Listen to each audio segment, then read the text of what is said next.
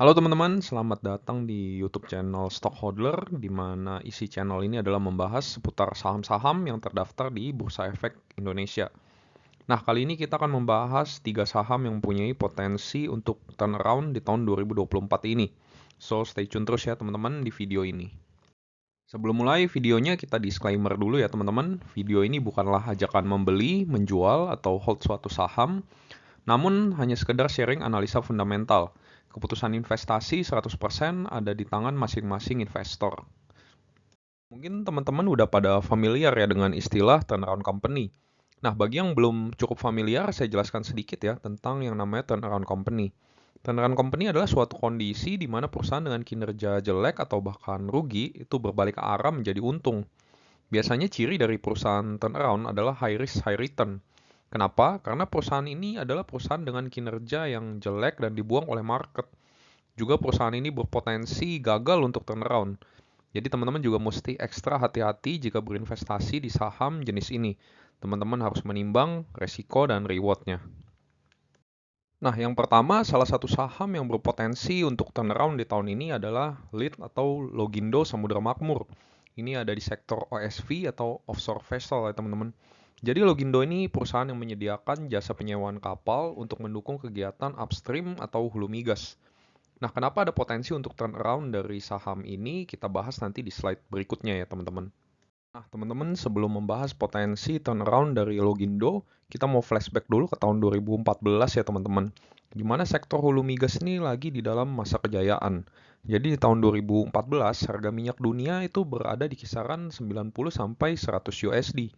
Hal ini menyebabkan perusahaan produsen minyak itu berbondong-bondong untuk meningkatkan capexnya untuk berinvestasi di dalam pengeboran atau produksi minyak. Hal ini tentu berdampak positif bagi Logindo ya, yang merupakan perusahaan jasa penyewaan kapal saat itu. Nah, ROE Elite di tahun 2014 itu hingga mencapai 15% lebih. Ini cukup besar untuk perusahaan perminyakan ya teman-teman. Namun sialnya tahun 2015 harga minyak itu turun drastis ke 40 USD, bahkan titik terendahnya di 28 USD.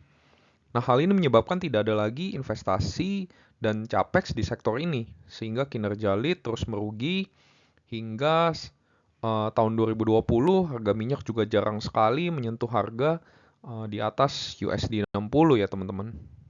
Nah, kita bisa lihat ya teman-teman, kinerja dari Logindo ini sangat baik ya di tahun 2014 dengan gross profit margin 47% di tahun 2014. Ini angka yang sangat tinggi sekali ya teman-teman. Kemudian di tahun 2015 gross profit marginnya turun menjadi 29% dan dari tahun 2016 hingga saat ini bottom line dari lead ini terus merugi ya teman-teman.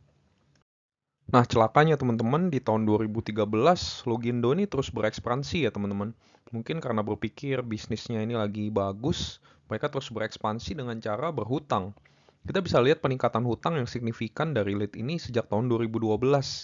Di tahun 2014, lead juga melakukan right issue sebanyak 2 miliar lembar saham. Sehingga hal ini mengakibatkan beban keuangan dari lead ini menjadi sangat tinggi. Dan rasio hutang terhadap modal ini meningkat sangat drastis sekali ya teman-teman. Nah, namun di tahun 2021 ya teman-teman itu ada angin segar dari sektor perminyakan. Nah, adanya stimulus ekonomi itu menyebabkan demand dari minyak ini mengalami permintaan yang sangat tinggi. Sehingga harga minyak kemudian naik dan bertahan hingga 70 sampai 80 USD hingga sekarang ya.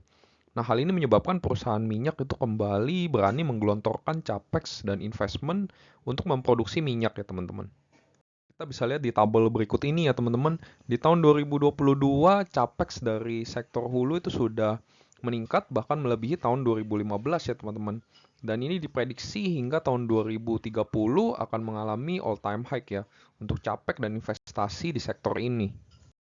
Nah, hal ini juga dipertegas dengan cadangan minyak Amerika yang mencapai titik terendahnya ya teman-teman. Akibat meningkatnya investasi di sektor ini ya teman-teman, sehingga permintaan akan kapal support juga meningkat ya teman-teman. Kita bisa lihat rate dari OSV itu juga sudah meningkat baik dari PSV atau AHTS ya teman-teman. Nah, di sektor ini sendiri emiten yang ada di bursa itu ada dua ya teman-teman, yaitu Wintermar dan juga Logindo. Wintermar sendiri sudah confirm ya turnaround dengan menunjukkan perbaikan kinerja di bottom line-nya. Namun untuk lead sendiri masih berjibaku ya teman-teman, terutama dengan beban hutang yang terlalu tinggi sehingga menggerus gross profit dari perusahaan. Nah, namun kita juga lihat ada peningkatan di penjualan dari Logindo ini ya teman-teman. Di tahun 2023 sendiri kalau kita setahunkan itu penjualannya adalah sekitar 500 miliar ya teman-teman. Nah, kalau berkaca di 2014 di mana gross profit margin Logindo ini sangat tinggi sekali yaitu 47% ya teman-teman. Nah, gimana nih menurut teman-teman apakah lead ini bisa eh, mengulang kembali kejayaannya dengan gross profit margin yang sebesar itu? Nah, tapi di lain sisi kalau kita lihat ya teman-teman, debt to equity ratio dari Logindo ini sekarang besar sekali ya, ada di angka 3,59. Nah, ini luar biasa besar ya teman-teman dan rasanya akan sulit sekali untuk dilunasi ya teman-teman. Nah, tapi mengingat harga minyak yang relatif tinggi, kemudian permintaan dari kapal OSV ini juga meningkat, rate-nya juga meningkat ya teman-teman, utilisasinya juga meningkat. Bisa saja ya teman-teman, ini mungkin saja kalau kreditor dari lead ini melakukan restrukturisasi ya teman-teman akan hutang-hutangnya. Tapi kita nggak tahu ya, kita lihat saja nanti gimana eh, dari Logindo ini. Nah, jadi ada beberapa key point ya teman-teman dari pembahasan tentang Logindo ini. Yang pertama ada potensi turnaround pada emiten lead. Ini akibat tingginya demand di upstream dan kelangkaan OSV akibat pandemi.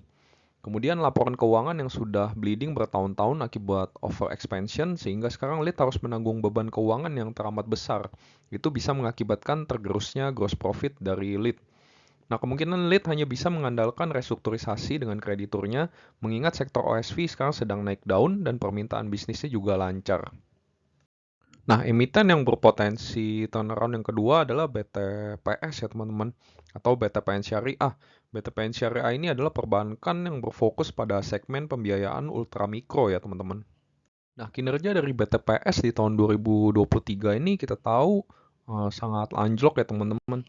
Kita bisa lihat di kuartal 4 tahun 2023, laba dari BTPS ini turun hingga 83% dibanding kuartal 4 dari tahun sebelumnya ya teman-teman.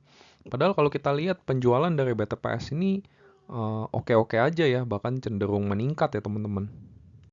Nah, penurunan laba dari BTPS ini disebabkan akibat peningkatan dari CKPN ya teman-teman. CKPN itu adalah cadangan kerugian penurunan nilai. Ini adalah cadangan yang dibentuk oleh bank untuk mengcover potensi gagal bayar. Di tahun 2023 sendiri sudah dilakukan hapus buku sebesar 1,5 triliun ya teman-teman. Lebih besar dari tahun 2022 yang hanya 950 miliar. Nah, namun begitu, kredit yang bermasalah itu masih meningkat ya teman-teman. Dari sebelumnya 2,65% di tahun 2022 meningkat hingga 2,94% di tahun 2023. Nah, ini menunjukkan bahwa segmen di ultramikro itu belum pulih ya teman-teman. Nah, dari segi profitabilitas dari BTPS juga mengalami penurunan yang signifikan ya. Return on asset-nya turun, kemudian return on equity-nya juga turun dari sebelumnya 24% menjadi hanya 13,2% ya.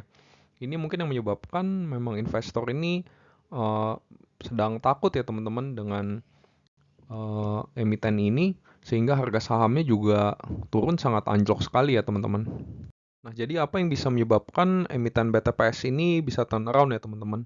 Nah, seperti yang kita tahu segmen ultramikro ini sedang mengalami kesulitan ya teman-teman. Ini akibat tingginya suku bunga yang berlangsung cukup lama.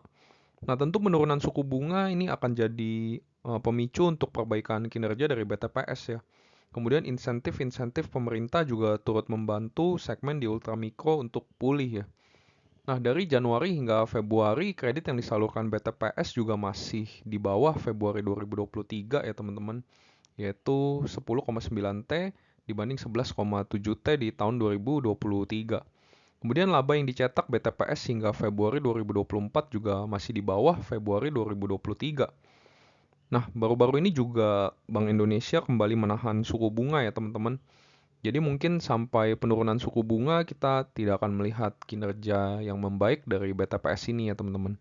Nah, menurut teman-teman sendiri gimana nih? BTPS apakah bisa untuk turnaround di tahun ini? Next emiten yang berpotensi untuk turnaround di tahun 2024 adalah Adikarya ya teman-teman. Adikarya itu adalah salah satu BUMN karya yang bergerak di bidang konstruksi. Nah, kita tahu kinerja dari Adikarya ini anjlok sekali ya saat pandemi, karena semua pekerjaan itu di-stop akibat eh, lockdown dari pemerintah ya teman-teman. Sehingga kita bisa lihat kinerja bottom line dari Adi ini turun drastis sekali dibandingkan tahun 2019. Bahkan di tahun 2022, Adi ini melakukan penanaman modal negara ya, karena kewalahan menutupi hutang-hutangnya di tahun 2022. Nah, kinerja Adi ini mulai membaik karena sudah tidak ada lockdown, yaitu di tahun 2022. Namun kinerja Adi pun belum menyamai kinerjanya di tahun 2019 sebelum pandemi ya teman-teman. Jadi faktor apa saja nih yang bisa menyebabkan Adi ini turnaround ya teman-teman? Yang pertama adanya kenaikan kontrak baru di tahun 2024 yang diprediksi sebesar 15%. Artinya nilainya itu sekitar 43 triliun. Tentu ini tertinggi semenjak 2017 yang sebesar 37,7 triliun. Yang kedua, adanya peningkatan alokasi anggaran pemerintah untuk pembangunan infrastruktur. Dari yang sebelumnya di tahun 2023 itu senilai 392 triliun menjadi 422,7 triliun di tahun 2024. Nah, namun kita juga perlu melihat rasio hutang dari ADI yang cukup besar ya teman-teman. Rasio hutang berbunga dari ADI itu 1,37, sedangkan rasio total debt itu 3,63. Nah, dari sisi arus kas juga CFO dari Adi di tahun 2023 ini belum bisa menutupi capex-nya ya, sehingga Adi ini kembali harus menambah hutang-hutangnya. Nah, jadi ada beberapa key point tentang emiten Adi ini ya teman-teman.